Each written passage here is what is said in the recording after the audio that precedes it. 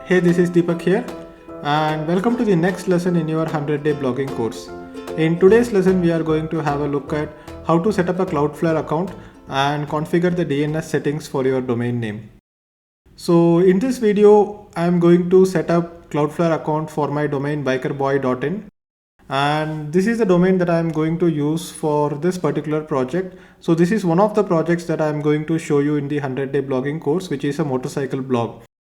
We are also planning to start travel blogs and technology blogs, and this will be done with the help of my team so that you can have multiple case studies on how to grow a blog in different niches. So one of the reasons that I am choosing bikerboy.in is because bikerboy.in is a newly registered domain name, and I want to show you how to build a blog on a newly registered domain name. So here you can see that the registration date for bikerboy.in is just May 14th, which is just around 1 month back. I also have bikerboy.com, but bikerboy.com is a very well established old domain name, and this I had acquired as a premium domain name. So this was registered in 1999. One more thing that I would recommend that you do when you finalize your domain name is that go ahead and check the domain name at Moz Open Site Explorer. Moz Open Site Explorer shows you what is the domain authority, page authority, and most importantly, the spam score. So if you are acquiring a domain name or if you are registering a domain name, then make sure that the spam score is nil.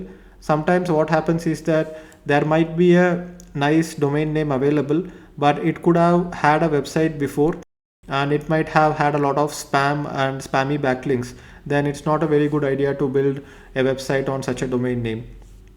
So right now we can see that bikerboy.com does not have any backlinks. It does not have any authority so far, but still I don't want you to think that I am going to build a blog on an established old domain name, because some people say that if you build a website on a very established domain name, then it will have more weightage.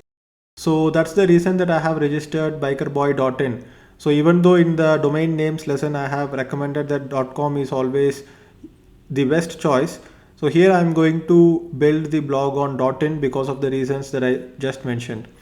And another experiment that I am planning to try is that I will probably try to migrate the entire blog from bikerboy.in to bikerboy.com without getting the SEO affected. So I'm just going to experiment with it and see how the results are going to be. So now we will go ahead and create a Cloudflare account for this domain name bikerboy.in. And one more thing that I recommend doing is that whenever you are creating a new website or a new blog, go ahead and create a separate Gmail account or a Google account for it, because there are so many services associated with Google, such as Analytics, Gmail, AdWords, Google Tag Manager, and things like that. So for every website project, have a separate Google account so that you can have a consolidated record of all the different assets and properties, online properties. So this is the email ID that I have created just now. This is bikerboy.in@gmail.com. Now let's go ahead and create a Cloudflare account. So all I would do is that go ahead and click on sign up. So Cloudflare is almost like a premium DNS, and they even give caching facilities. And the best part is that Cloudflare is free.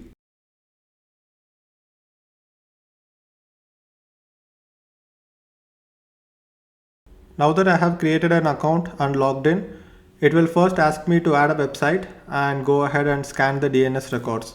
So here the website URL is bikerboy.in. So right now there is no other website existing in this particular domain, but Cloudflare will go ahead and scan it anyway. So it will scan for a minute, and if you are having an existing website at a particular domain name and if you are shifting to Cloudflare, then it is important to retain all the domain name configuration when it is being shifted to Cloudflare. But here we need not worry, because we are creating this particular DNS records for the first time. So whatever it scans and fetches it, it doesn't matter right now.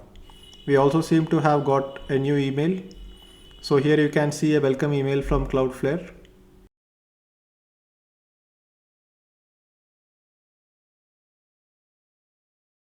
So once it has scanned the entire records, then it will ask you to go ahead and add DNS records. So right now we will not add any DNS records. So here you can see this is the IP address to which we have to point it to. So you can see that this is called a record, and if you want to add a new A record, this is how you add it.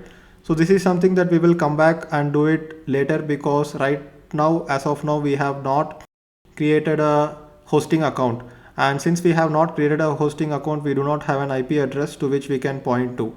So right now this is some random IP address it is pointing to. I don't know what it is, so I will go ahead and delete it.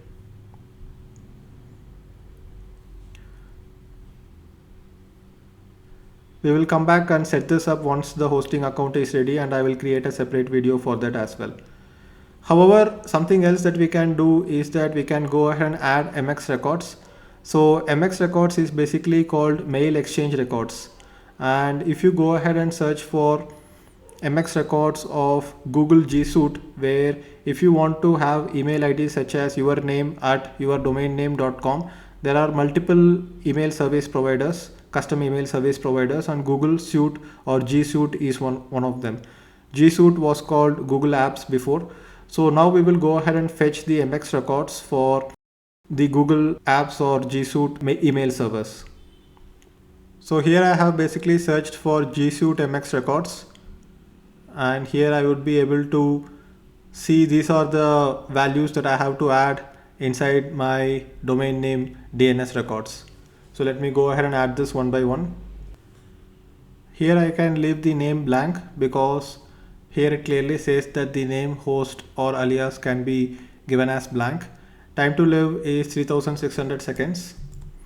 Priority 1, and this is the server name. So here I would go ahead and give 3600 seconds. So 3600 seconds is basically 3600 divided by 60 is 60 minutes.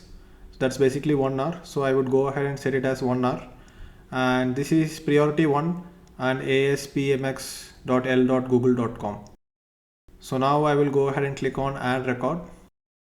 So here, if it doesn't accept blank, you can just put an @ symbol and click on add record. So here we have got one entry. Now we can go ahead and add other entries as well. So here you can see I have added 3 entries. So this is the first entry, and these are the second and third entries. This has a priority of 5 and this has a priority of 1. So it basically means that whenever there is a mail being handled, then it will be handled by this server. If this server fails, then it will be handled by this server.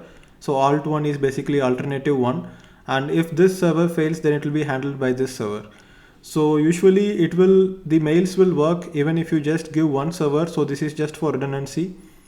So Google has given 5 different mail servers, and this is the priority order that you have to add these mail servers. So instead of adding all the 5, I have just added the 3 different mail servers, and that would be more than enough. So MX records is what we have added now, and A record is something that we will add later. So now I would go ahead and click on continue. So plan is going to be free website.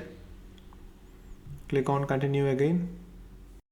Now Cloudflare will give you name servers which you have to go ahead and add it to your domain name settings. So here you can see these are the 2 different name servers that I have to add to my domain name. So I would just go ahead and copy paste this and add it inside my domain name. So since I am using name.com, I am inside my name.com login area. So here I will go ahead and click on name servers. I would delete the existing name servers, and then I would add the Cloudflare name servers. So I have added both the Cloudflare name servers. Now I would go ahead and click on apply changes. And once the changes are saved, that's all you need to do to change the name servers in your domain name. So if you are using a different domain name registrar such as GoDaddy or any other domain name registrar, you will be able to find an interface like this where you can go ahead and update the name servers. And once you update the Cloudflare name servers, then your job with the domain name is done. Everything else can be done inside Cloudflare. Even if you are changing the server, then the server IP address changes, then you will change the A record inside Cloudflare. So if you are having your domain name along with a hosting only company such as Bluehost or HostGator, then there might not be an interface where you can go ahead and edit the name servers easily, because since they have given it as a package deal, they might just have HostGator's name servers inside the domain name if you have the domain name at HostGator, or if you have it at Bluehost, then they might just stick the domain name with Bluehost name servers. So in such cases, I would recommend that you move the domain name out using domain name portability and get it to name.com or namecheap.com. These are the two major domain registrars that I use frequently. You can use that, or you can go ahead and mail to support at HostGator or Bluehost and ask them to update with the Cloudflare name servers. So coming back to cloudflare.com, now I would go ahead and click on continue. So it will take some time for the name servers to get updated. So it says that I have to come back and check after some time to see if the name servers have been configured correctly. So one more thing I can do to go ahead and find out if the name servers has been configured directly is go to intodns.com. So if I go to intodns.com and enter the domain name bikerboy.in, here you will be able to see if the name servers have been updated properly. So here you can see these are the Cloudflare name servers. So now the domain name has been updated. Let's check if Cloudflare has detected it. Sometimes it takes some time to detect whether the name servers have been updated, which is fine. So yes, so you can see that now the name servers has been updated and it says the status is active.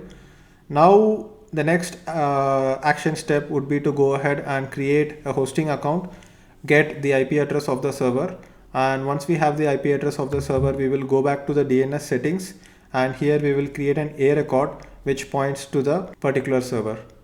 Another option instead of using Cloudflare is that you can use an Amazon service called Route 53. So Route 53 actually costs money, but it's very less. It's around 50 cents per domain. For Digital Deepak, I use Amazon Route 53. Inside Amazon Route 53 also you will get settings like this where you would be able to add MX records, A records, and all the other type of domain records. So if you have any questions about this lesson, go ahead and leave a comment below. And the action steps for this lesson is that you have to go ahead and create a Cloudflare account with your domain name.